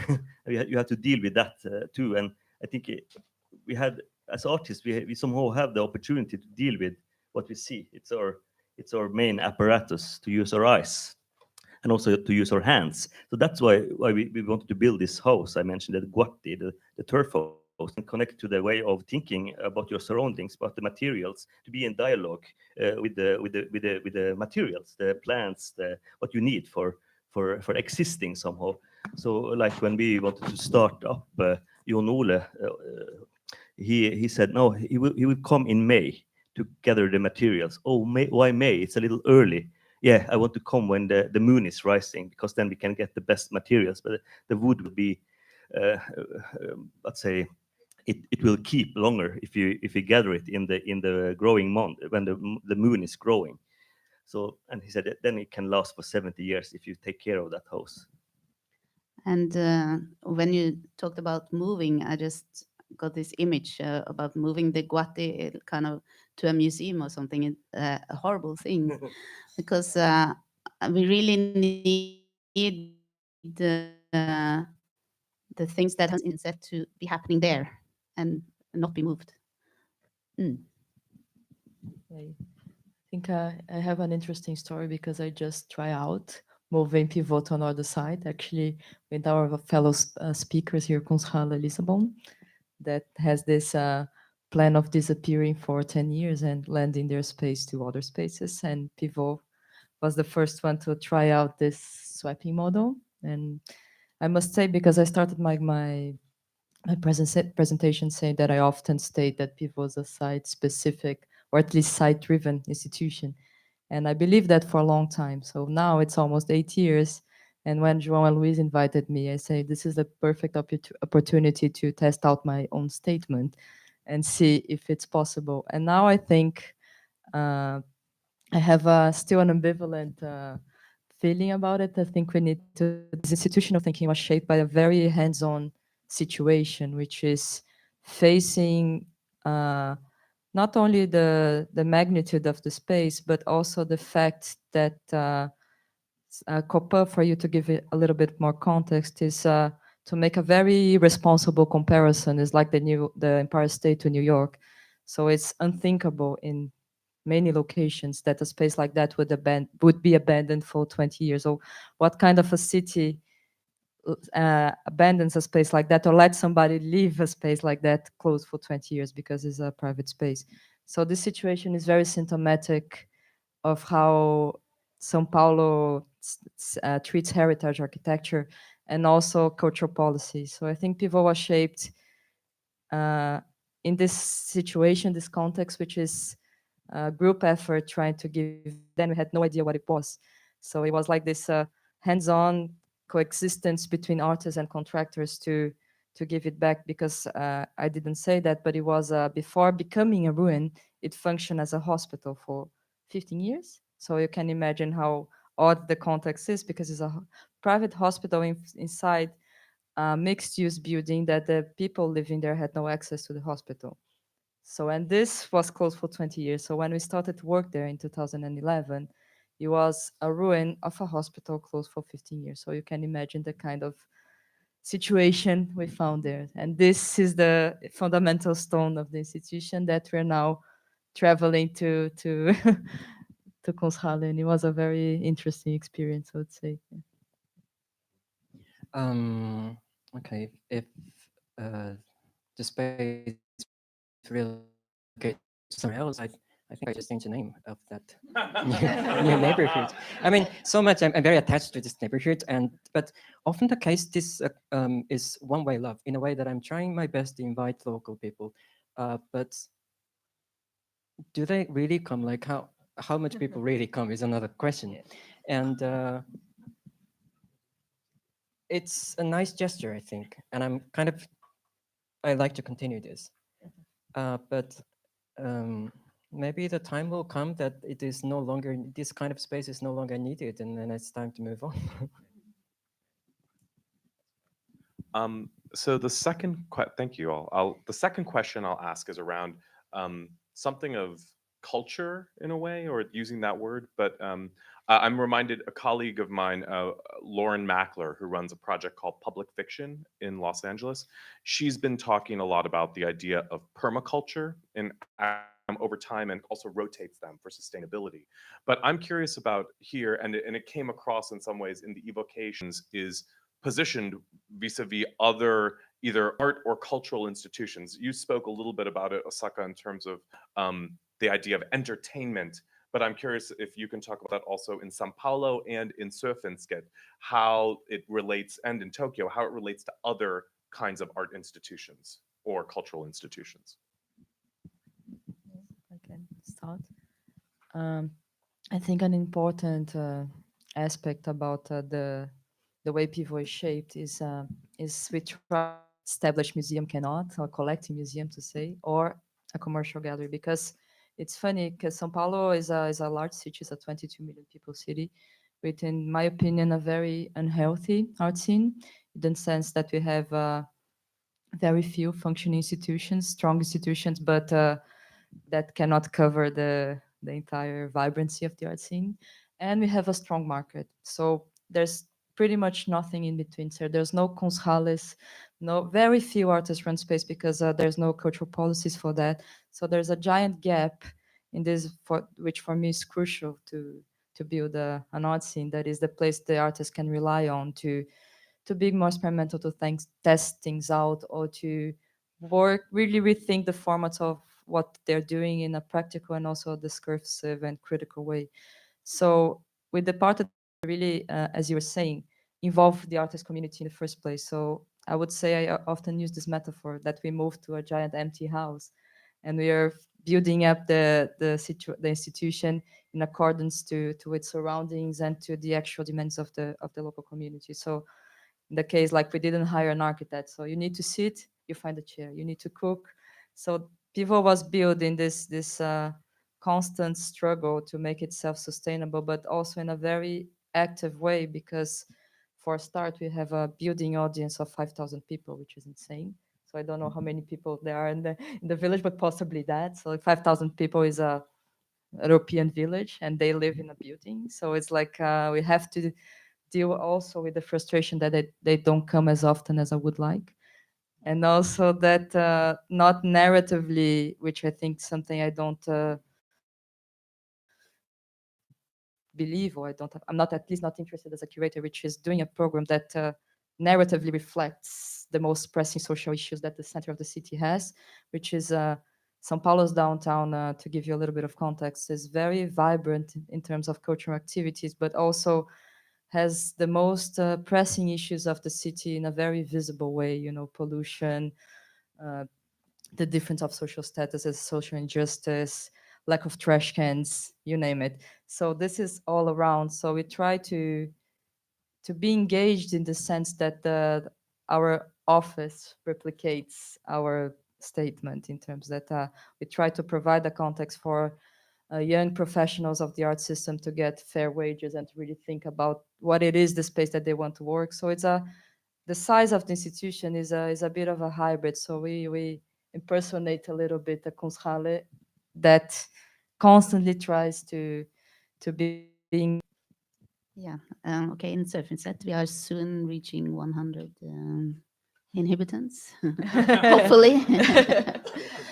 So it's a different situation. But I want to speak a little bit about the language, because the more north you go in Norway, the more direct people are. So they respond more promptly to what you suggest and how you act. And that is something that is kind of creating a good climate to do things and to, let's say, try out things or experiment. So people would respond. And also there is other mentality, among others, in the village, and that is that because of the rough climate, and that people have been so dependent on the nature, being part of the seasonal fisheries and farming. It's a short time since this changed radically. It's just after the war. So let's say it's 50 years since this changed radically. So the older people, they have this mentality of helping and supporting each other. And that has been very evident for us, that they want to share thoughts and food and tools and company with us. So it was very easy for us to start to grow something in Sørfinnset. Osaka. Yeah, I think the audience it's not so kind of promoting discursive culture, but I'm very quiet, and I'm more interested in exhibition as a format, as a kind of a fairly silent communication, like the people come and go without saying a word. And because the silent people doesn't mean they don't have an opinion. And I'm interested in other way to work with this when myself is not good at making a discussion or a workshop. But in response to your question, I'm interested in what big institutions don't do, but it's very hard to find what they don't do, in fact. I mean, there are a kind of censorship that is like a soft, I mean, they don't talk about. But other than that, I think, yeah, public institutions are doing great, I think. Okay. Yeah. So it's not necessarily a lack, but rather a kind of different approach or a different context. Okay, I want to open it up to the audience, to some questions from the audience, and then we'll also go into our graph.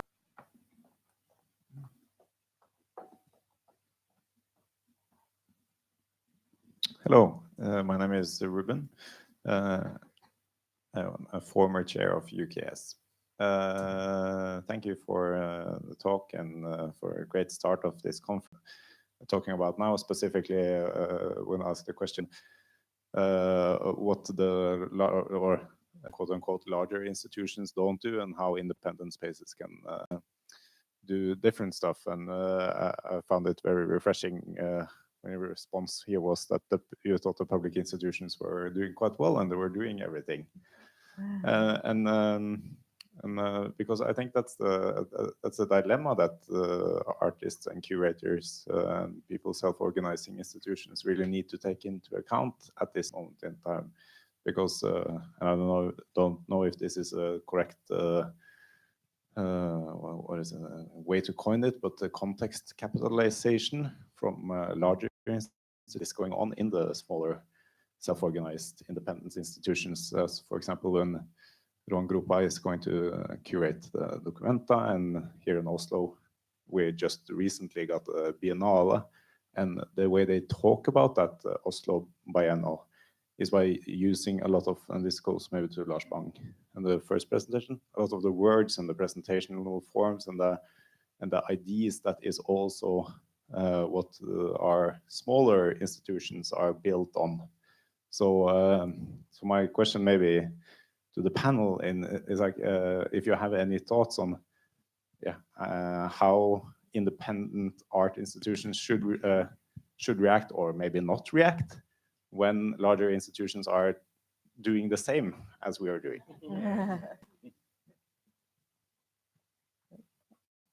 Lars says about the individual agents. So I think Pivô, I didn't say what the name means, but Pivô means a central pin of something that turns. So for me, when starting this this great task of occupying the space, began with something that that I really wanted to make a physical space in São Paulo, because São Paulo is a city that it's very hard to navigate. And I remember like traveling and talking to artist friends, and the constant question came back like, oh, where do I go in São Paulo to meet artists? And where's a place? Where's the neighborhood? So in São Paulo, there's not many buildings with studios or areas that artists are concentrated. They are scattered around the city. So there was a need, I would say, for a place that that people can just sit and talk and without clear agenda that sometimes more formal institutions might have. So an artist attending a museum usually has a goal, or like is producing an exhibition, or is delivering something, or doing a talk. So I think the role of these smaller institutions or spaces that in many formats as we have here is to provide starting points for conversations without really asking something back. So I think we had many projects in Pivô that just didn't happen, or endlessly postponed, or things that started in a bar conversation that evolved into an exhibition. For example, this show that we now traveled to Kunsthalle Lisbon began with a conversation that 3 artists that met in the residency had, and then we, again, together with them and together with Kunsthalle, decided to think about what it means to travel exhibitions within such, somehow emulating the sending the artists with things in their suitcases to be fixed in Lisbon. So we could say that we did a joint venture with the travel exhibitions with the exact same terms. So I think our job is a little bit to untangle these terms, or to be maybe to address it in a more playful way. I don't know, or to remember to have fun, which is also very important in the process. That was almost what I was going to say That's good. to enjoy what you are doing. Yeah. Of course, somehow for us, it's also resistance, you know. In the beginning, starting up a gallery or an art space in our own home, it was kind of resistance act. And we are always in the resistance, I think. But I think we should be careful not to spend too much energy on that, on the resistance, and rather think about coexistence and to the summer party in the village in Sørfinnset, and we do that. Or we make TV like we're going to do this summer, like web TV, or we go on a boat trip. So we try to do things that can fill us up, not only empty us. And so I think it's important to think about that, because it's too many people that are worn out, I think. Just to add something, I think it's working in this model. I think possibly many of you experience that. It's very easy to get drained with the daily activities of just opening a door of a space like that, regardless of the context in Norway or in São Paulo or in Tokyo. I pretty much, like, you wake up and you say, oh, what the hell, I have to do this, write this grant, apply for funding, deal with artists fighting. So all this daily routines, in our case, which is 16 artists at once, is pretty much like running a condominium meeting. So I think it's a task of like always finding meaning again and again, or why you're doing that. Otherwise, as you said, institutions are doing a good job, I think, of promoting and disclosing content. But I found one thing that institutions don't do, and I do, and I've been thinking about it because I have to say something, and that is, we don't necessarily support Japanese art. I mean, I don't I question what Japanese. I mean, this kind of attitude. Sometimes I think is a kind of a patronization of the artist community that defined by the nationality. So I'm maybe that is one thing that I do differently, and not meaning that I'm opposed to the artists that living in Tokyo. Many of them are good friends, but I'm trying to introduce something different, which I think a lot of institutions do support, like publicly, overly perhaps. This isn't the topic of our conversation, but I guess I wanted to just throw out quickly. I think the question of temporality is going to be an important one over this entire conference. And I mean, like time as actually the medium of an institutional model, because on the one hand, I mean, your point, if I understood it, was also about the way in which larger institutions co-opt certain models or are able to respond to them. And I think we'll see over the next 2 days a range of, let's say, a spectrum from the kind of most agile to like from agility to perseverance in some ways, and that those represent two extremes to a more normative time model, which is about kind of staying on top of a seasonal change. And so some sort of tweaking of that model, whether in the long term or in a more shorter format, might be one response.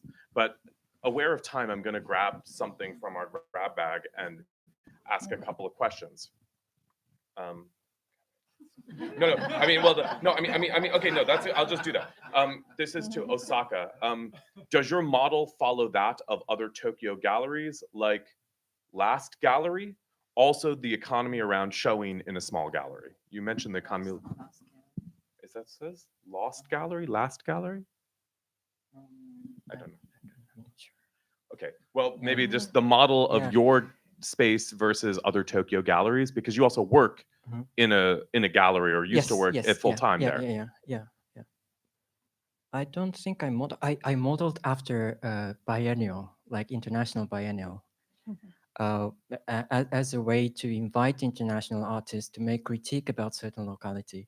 And this is I kind of copied the format of the international biennial in such a small scale. But other than that, I don't know. I mean, it's okay. I'll do another one from here. This is exceeding the term art.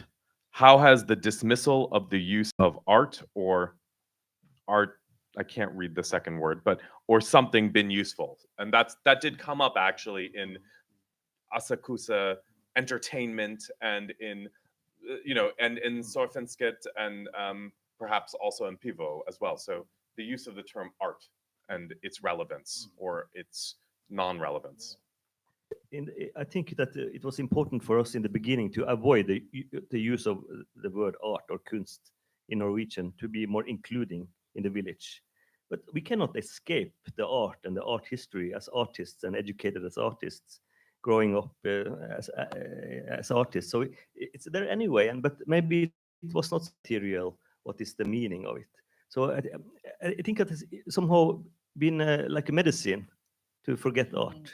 A little bit like a medicine, like you're talking about the pain of thinking about tomorrow. What medicine can we take to forget the tomorrow coming? It's good to forget that the tomorrow is coming, but we cannot forget it. If not, for instance, in the north, if you don't have a full freezer of fish and meat and things, you cannot survive the winter.